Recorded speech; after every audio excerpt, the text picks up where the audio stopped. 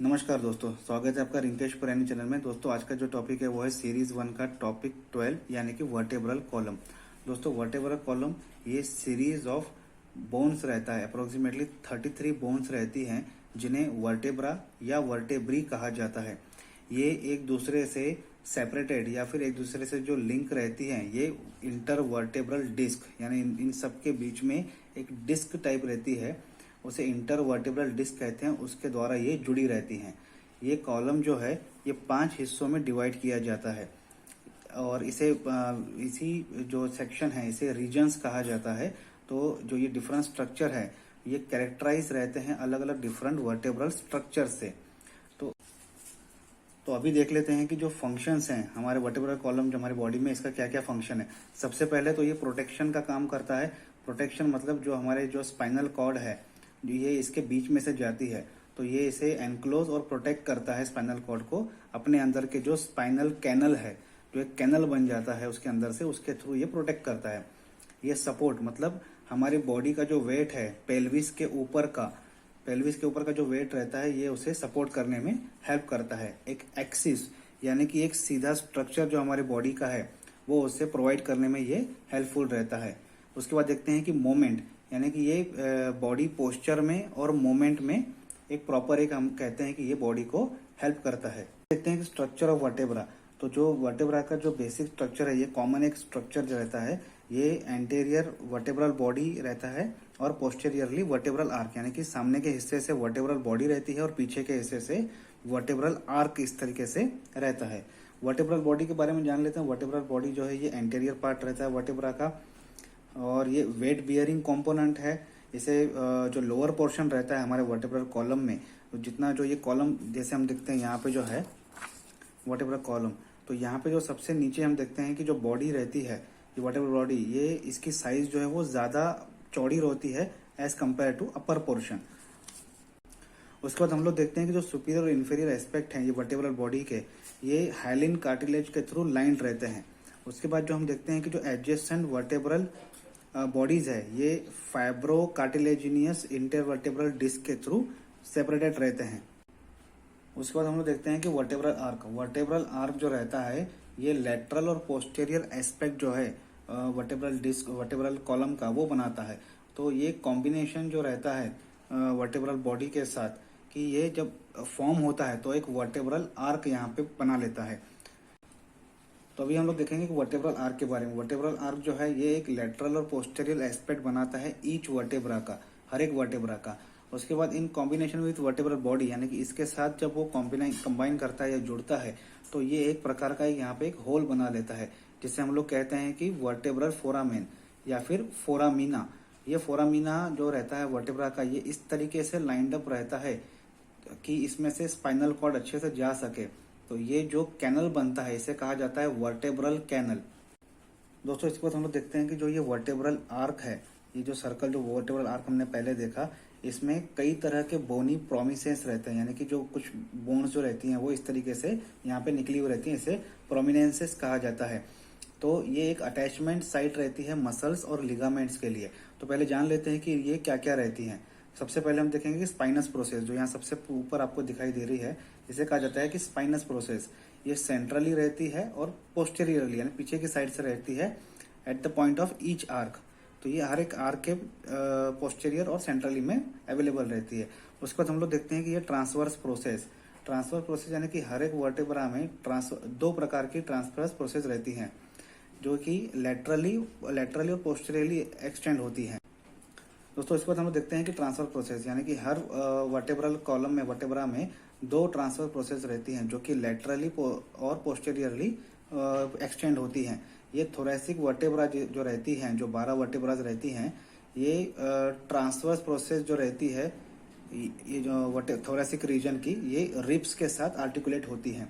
उसके बाद हम देखते हैं कि जो पेडिकल्स हैं, ये जो आपको यहाँ दिखा ग्रीन कलर में, ये पेडिकल्स जो हैं ये वर्टेब्रल बॉडी को ट्रांसवर्स प्रोसेस के साथ आर्टिकुलेट करती हैं या कनेक्ट करती हैं। उसके बाद हम लोग देखते हैं कि लेमिना, यहाँ लेमिना आपको दिखाएगा पर्पल कलर में आपको यहाँ दिखाई दे रहा होगा।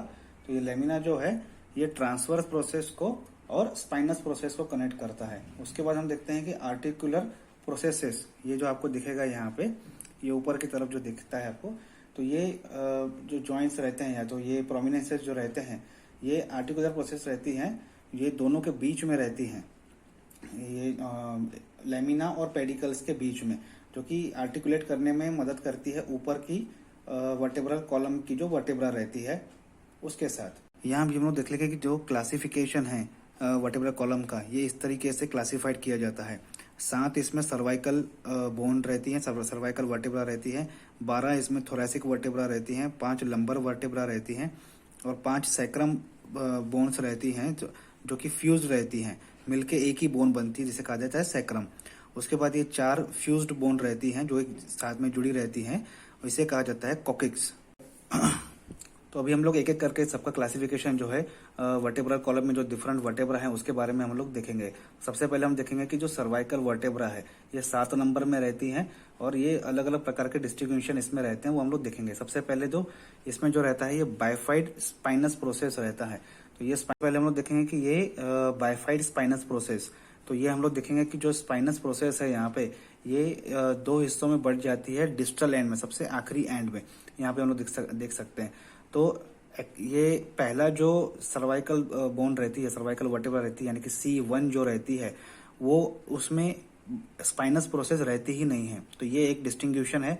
दूसरा डिस्टिंग्यूशन ये है कि जो C7 यानी कि सर्वाइकल वर्टेब्रा जो है 7वें नंबर की, उसका जो स्पाइनस प्रोसेस है वो बाकी के जो सर्वाइकल बोन्स हैं C2 से लेके C6 तक उससे ज्यादा बड़ी रहती है। दूसरा हम लोग देखते हैं कि ट्रांसवर्स फोरामिना, ये जो ट्रांसवर्स फोरामिना आपको यहाँ पे दिख रहा है, ये हर ट्रांसवर्स प्रोसेस जो ट्रांसवर्स प्रोसेस है उसमें ये सर्वाइकल बोन्स में अवेलेबल रहती है, जिसके थ्रू हम इसे बाइफरगेट कर सकते हैं, इसको आइडेंटिफाई कर सकते हैं। ये इसलिए रहता है कि जो वर्टेब्रल आर्टरीज हैं ये जो ब्रेन्स की तरफ जा रही हैं वो इसके थ्रू यहाँ से पास ऑन होती। इसमें एक बाइफरकेशन हम लोग देखेंगे कि जो वर्टेब्रल कॉलम में सबसे पहली जो सर्वाइकल बोन रहती है यानी कि C1 उसे कहा जाता है एटलस, और दूसरी जो रहती है C2 यानी कि सर्वाइकल 2 जो रहती है उसे कहा जाता है एक्सिस बोन। ये दोनों बोन इस तरीके से स्पेशलाइज रहती हैं जो कि हमें हमारे हेड की एक मूवमेंट को ये अलाउ करती हैं।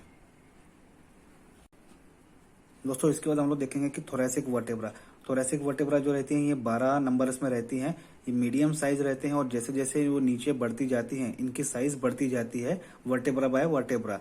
तो इसका जो मेन स्पेशलाइज फंक्शन ये है कि ये रिब्स के साथ जुड़ता है ताकि एक बोनी थोरैक्स बना सके, जो कि हम लोग एक रिब केज जो है थोरैसिक केज जिसे हम लोग कहते हैं। इसके पहले के टॉपिक में रिब्स में हम लोग ये पॉइंट जो है कवर कर चुके हैं, तो आप वहां जाके इसके बारे में देख सकते हैं। तो थोरैसिक जो बोन्स वर्टेब्रल बोन्स रहती हैं उसमें हम लोग देख सकते हैं कि यहाँ 2 प्रकार के डेमी फैसेट्स रहते हैं, एक सुपीरियरली और एक इन्फीरियरली। तो ये डेमी फैसेट जो है ये जो डिफरेंट रिब्स के जो हेड रहते हैं उनके साथ आर्टिकुलेट होने के लिए ये अवेलेबल रहते हैं।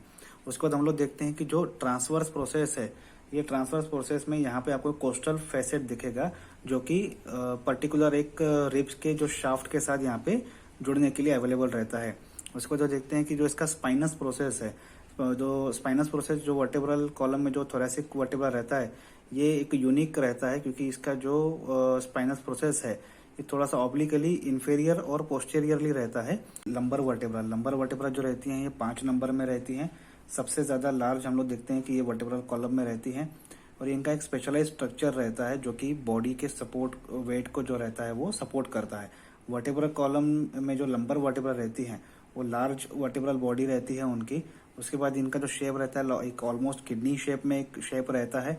उसके बाद हम देखेंगे कि जो इनके जो फीचर्स हैं, कैरेक्टरिस्टिक फीचर हैं, इनमें ट्रांसवर्स फोरामिना नहीं रहता है, कोस्टल फैसेट भी नहीं रहता है और बाइफाइड स्पाइनस प्रोसेस भी नहीं रहता है।